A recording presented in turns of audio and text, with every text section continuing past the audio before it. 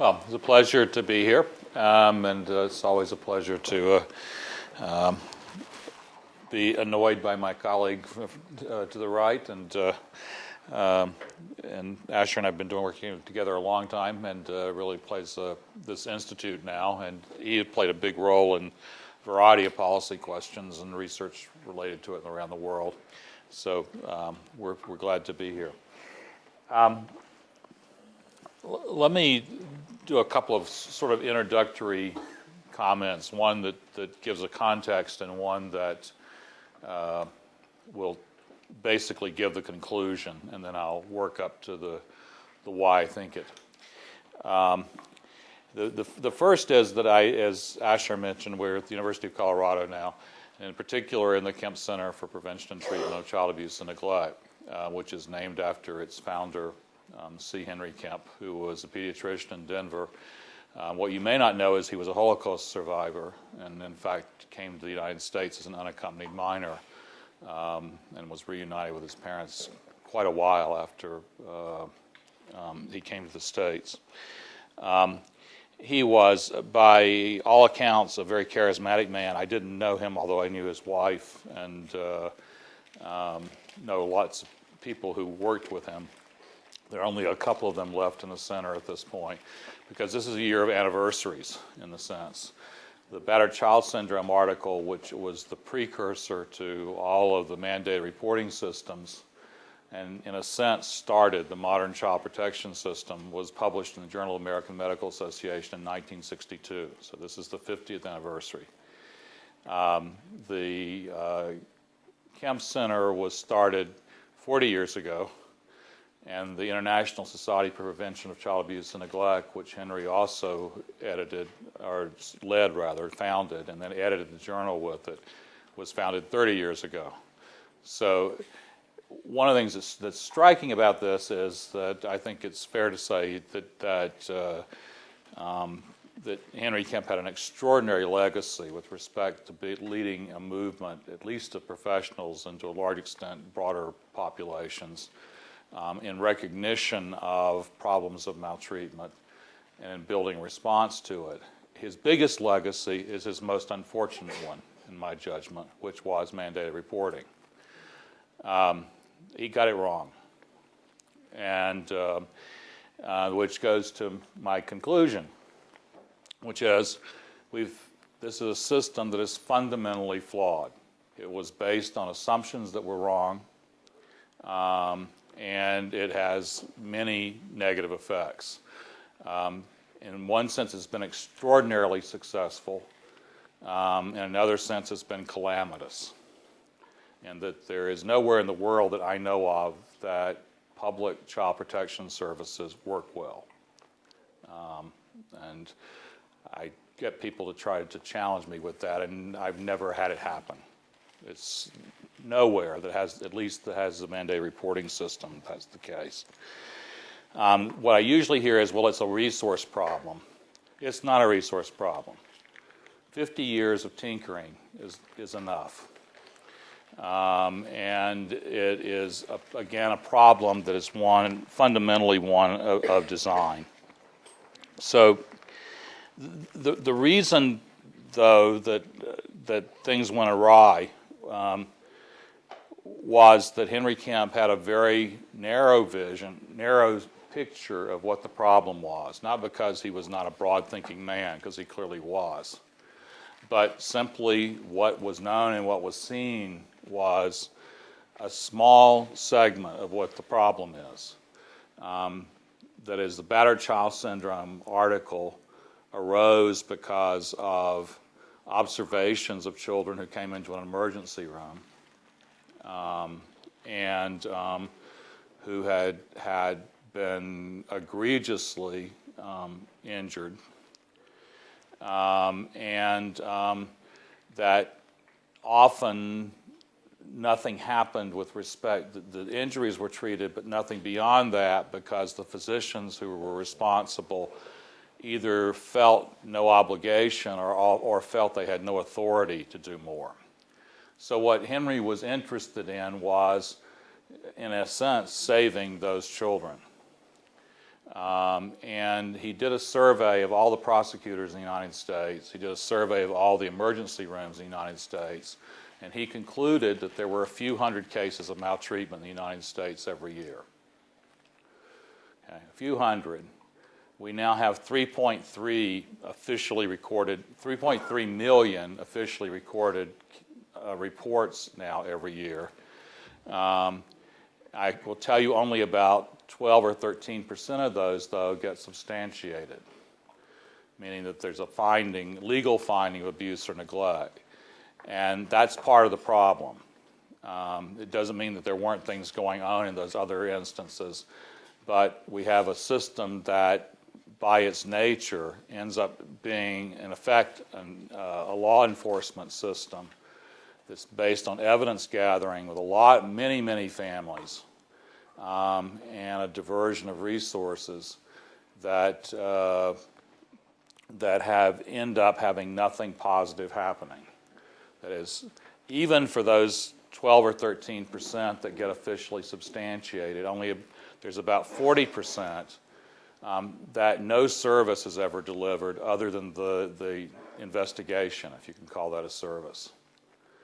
And of the remainder, very few have anything happen that's related to the nature of the problem that got the child and the family into the attention of people to begin with. In fact, what happens is continuation of evidence gathering, and that if there's a service, it's typically something like go to attend a parent education class, where at least part of the reason for doing it is to check off whether or not the parents came. In essence, to give more evidence to do more intrusive things. But one issue is that Henry was trying to deal with, and I say Henry because in the center it's always Henry. It's the question about anything is, what would Henry have done? So even though I didn't know him, I feel as though I do. It's sort of like this divine presence in the Gary Pavilion, by the way. It's named after me. But they got it wrong in terms of the scope of the problem. And if you think that you've got a problem where the issue is a small number of children that some authority needs to be given to, and that there needs to be a discovery about, then a case-finding system is the logical answer. If you've got millions and millions of times that parents or not just parents, people in the community pick up the telephone to make a report, case finding's not the issue. Now, there may be a lot of people still that might potentially come into this if you went further and further and further. But the problem is not one of finding cases, it's being able to do something with the ones that do come into the system that's a constructive thing to do.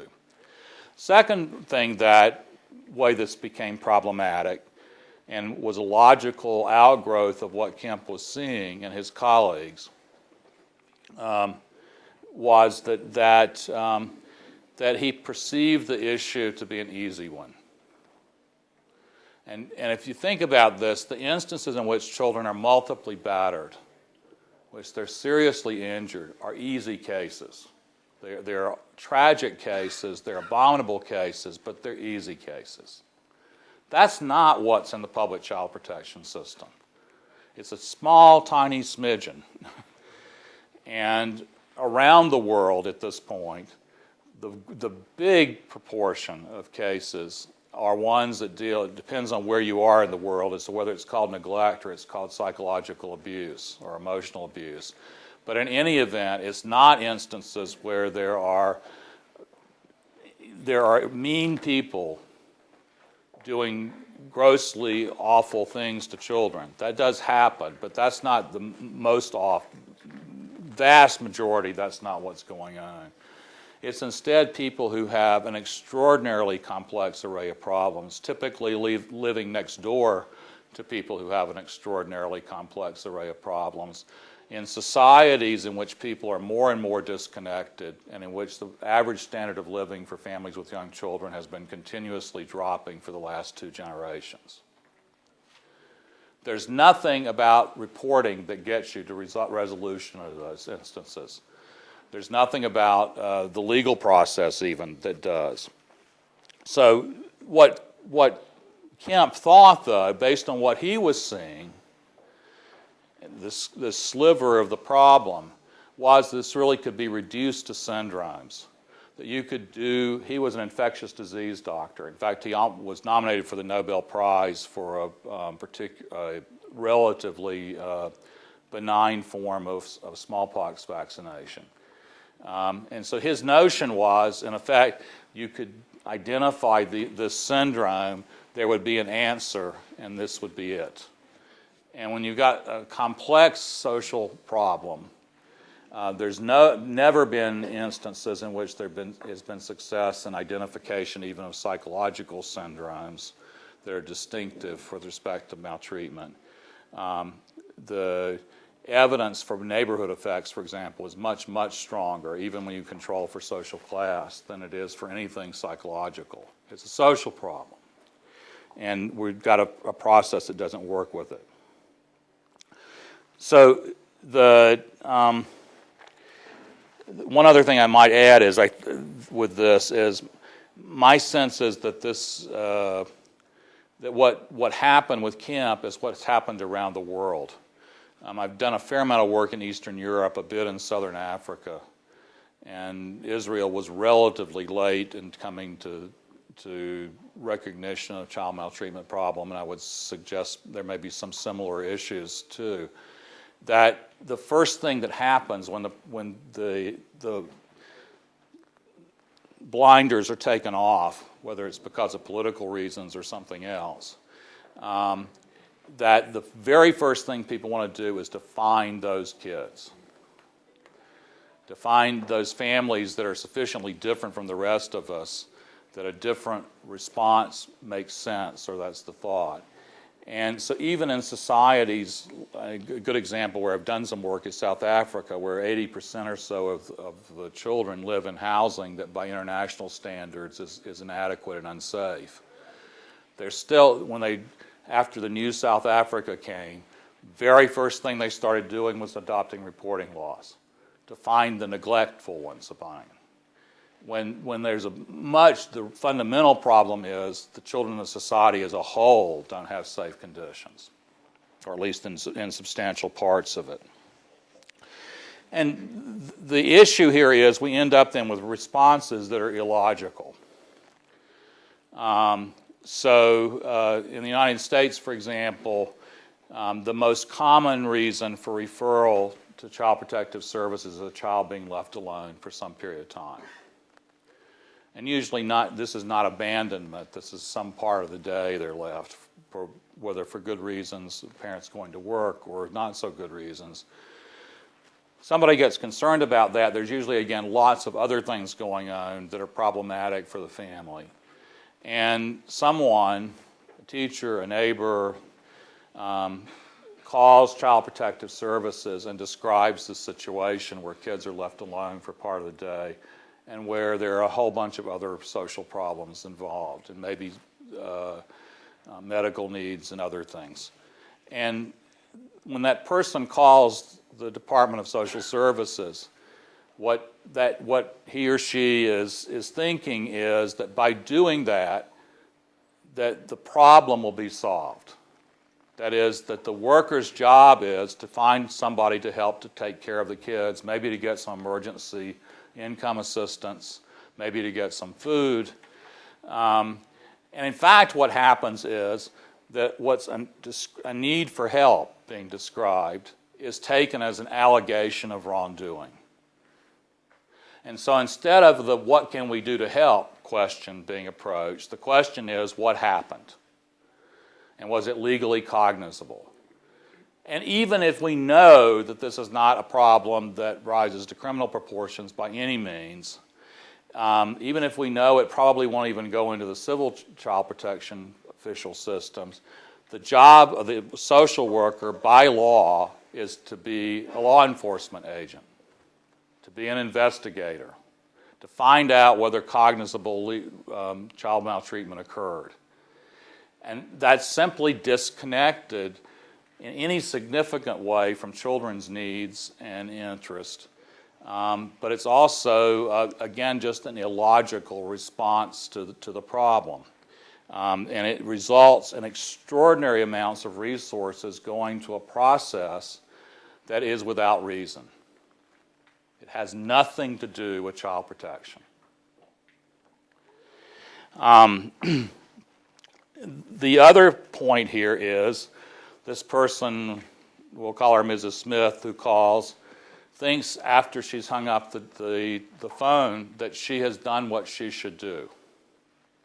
She has fulfilled her moral obligation, she's fulfilled her legal obligation, and the good thing to do would be to get the hell out of the way, because there's experts now that are going to deal with the problem. So that the community's natural responses that would take place in terms of caring responses in those kinds of circumstances are directly interfered with. And we've got a system that in essence punishes child protection.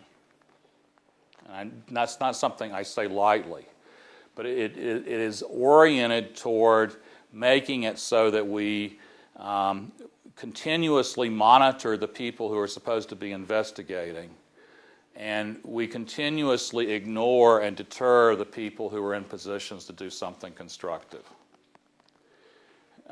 So it's a system that not only is ill-suited to the problem, but I would argue actually works in adverse ways with respect to the safety of children. The same other sort of major side effect issue is that that the mandated reporting laws diminish the integrity of the helping services in a variety of ways. That is, if the people who are supposed to be doing child welfare as a specialty service can't do it, first of all, because legally their time's being spent somewhere else. But even if they make an effort to, or to put resources, the community rejects them because they're afraid of the coercive elements of the formal child protection system. In that regard, the same argument probably applies to a variety of other helping services where there's mandated reporting. And there is good evidence at this point that reporting deters families from seeking help. That reporting by itself ends up getting people to drop out of or to avoid the formal service system. The last thing, though, one of my colleagues, actually my co-editor, who's again wrong on this one, he's slowly recognizing that. That's easy to call it. Yes, right. That he wrote an article in response to the one that Asher was alluding to, that basically starts from the idea that, again, this is a resource problem. That's just sort of fundamentally wrong, and I think empirically that's wrong. We're spending lots and lots of money on investigation. We're not spending lots and lots of money on constructive things to protect children. But the other argument he made was, well, you really need coercion. That if we didn't have a system that had the coercive elements that we do, then no one for whom there's a risk to children would ever get helped. And there are a couple problems with that. The first is, again, we're not talking about people who, for the most part, are not caring about their children. They're in desperate situations sometimes, but they're not people who are deliberately doing bad things to their children most of the time. It'll be okay. And secondly, that that in fact the evidence is contrary to the basic assumption. That is, there's no body of knowledge that suggests that adding coercion adds efficacy to treatment. And in fact, what happens is most families who are ordered into some sort of services never get there, at least in the American experience. So it not only doesn't add to effectiveness, it doesn't even add to engagement. And there's good evidence from the mental health system more generally that what's needed is, in effect, friendly control. That is, that you can do things in ways in which, if you're willing to get out of the office, you're willing to go where people are, you're willing to listen to them about what they think they need and so forth, that you can get into their face sometimes, to use the colloquialism, and that's not experienced as being coercive. In the ways, the critical issue is the alliance. Last point here is that there are alternatives. Asher alluded to one of them. We developed this U.S. Advisory Board on Child Abuse and Neglect, which I vice-chaired, declared a national emergency in the child protection system now some 25 years ago. And it was a lead story in most of the major media. And the basic point we made was that the problem, that no matter where you looked in child protection, it was broken. That there were catastrophic things going on with catastrophic consequences, enormous amounts of money being spent on them. And we also said the fundamental problem is the design of the system. And so we recommended basically making the idea, one of the other adverse effects of the reporting system is it gets people to think of child protection as being a single dramatic act, when in fact the task of child protection is one of everyday life. And for most of even the families that come into the formal system, we're talking about chronic issues, not about a single event for which there is a single response. And so that what we did in essence was to organize the whole community. So our allies became religious institutions, civic organizations, neighborhood associations, fire departments, who are big assets, by the way, which is an interesting one to talk about, police departments and their policing as opposed to their law enforcement function, local government, businesses, everybody, where everybody's got some role. And the way we defined what needed to happen was we wanted the community to be a place that every child and every parent knew that if they had a reason to celebrate, to worry, or to grieve, that somebody would notice and somebody would care. In essence, that people would be treated humanely by each other. And that's a hard goal to achieve. It's an understandable one. But within 7 or 8 years of what was intended to be a 10-year project, not only did we have extraordinary engagement, we had more than 7,000 volunteers in an area with about 90,000 adults, with about 500 or 600 organizations engaged. But we also showed that in a pretty tight quasi-experimental design, relative to matched block groups, which are something less than a neighborhood in U.S. Census terminology, smaller than a neighborhood, that we were able to change norms of parenting. That as people reported, parents in the service area were more likely in random surveys to say that they were being attentive to their kids. They were less likely to use physical punishment. They had fewer instances in which that basic needs were not being met because of resource problems. They perceived the community to be engaged. They perceived people to have themselves to be able to engage with their families, to do something constructive for them, for their neighbors. They perceived their neighbors as doing things for each other. They reported concrete ways of help, all more across time and across place in statistically significant ways. I mean, it's extraordinary. I didn't expect any of that, given the measurement issues in that time. We also showed big decreases in the referrals to Child Protective Services for the young children, which was the major focus of this one. It tapers off as kids get older, so there was a spillover effect because families of young kids often have families with older kids too, but also the institutions are there are often the same. That we have found that in looking, actually, I should say we, as Asher and my colleague Jim McDonnell,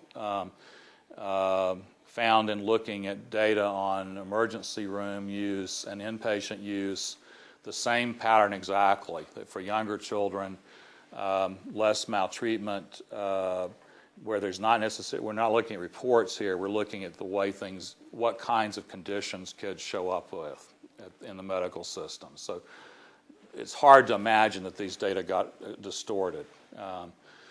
And that in school surveys of school children, teachers, and parents, that in the service area, kids themselves in particular, but also parents and teachers reported kids being safer at school on the way to and from school, and the schools to be more open and willing to accept parents and engage with them. So you can do it in a community-wide way. There are also some alternatives that are middle steps, which, and I don't anticipate mandated reporting would be abolished whole cloth to begin with. But that could be done. One is there was a follow-up to the U.S. Advisory Board reports done by a group I chaired for Edna McConnell Clark Foundation, where we were asked to look most specifically at the children who were at the greatest risk, and families to see how they would fit into a purely voluntary system.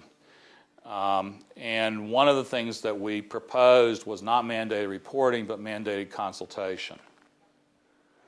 And the key here is mandated consultation with an obligation to act. That is, instead of the legal obligation to a child-serving professional being to report, the legal obligation is to do when there's a reason to believe, not whether or not abuse or neglect happened. That's going backwards. That's a law enforcement question. But that in the future, there's a risk to children. That the legal obligation would be to do something to reduce that risk. And because personal security is the most fundamental of rights, that there would be an obligation to go to an expert in a child safety agency. We recommend it not being a Department of Social Services because of, this wanting to separate, not taint the helping function, but that agency would have responsibility for giving advice, monitoring, and so on what the professional is doing. That's one alternative. A second one, which I think is less satisfactory, but there's been some movement toward in some of the states, is multiple response systems. That is, there's still mandated reporting, but there's not mandated investigation. And according to certain criteria, you go into different tracks, allegedly, for assessment, or rather, it's only the ones that are supposed to be headed to court, for which there's an investigatory response. That's a chink in the armor, in essence. The evidence is mixed. Some of our colleagues at the Kemp Center are particularly involved with those systems. And my look at it, at least, is in some places it's a distinction without a difference. That is, that folks are so used to being in the checkoff mentality that changing that that framework is difficult. But there are places that it's happening, and intrinsically it could happen. So that the other last point with this, I guess, is that I personally would not abolish criminal child maltreatment jurisdiction. And there's not, if it's abhorrent to do terrible things to adults, it's also abhorrent to do terrible things to children. And there's societal interest in retribution as well as in incapacitation and deterrence that are germane in those instances, which by their nature would end up resulting in some different situations for children in the truly egregious circumstances, which is what the whole system was set up to accomplish. So it's a system, again, to conclude, that was founded with incredibly good intentions, has worked incredibly well to generate public activity, but public activity that's misdirected. And that's true everywhere in the world. Australia is the one place that has mixed jurisdictions on this. That is, most of the Australian states have mandated reporting. Western Australia doesn't, and all of the others are considering repeal. And what was found in Australia was when mandated reporting was adopted in each state, which happened in the United States, it all happened in 3 years. Henry Kemp was extraordinary. He did it without any federal law, by the way. It was state by state by state. In Australia, as each state has, when they adopted, they had a huge number of increase in reports and no increase in referrals to family support services. And that's our problem. Thank you very much. Thank you.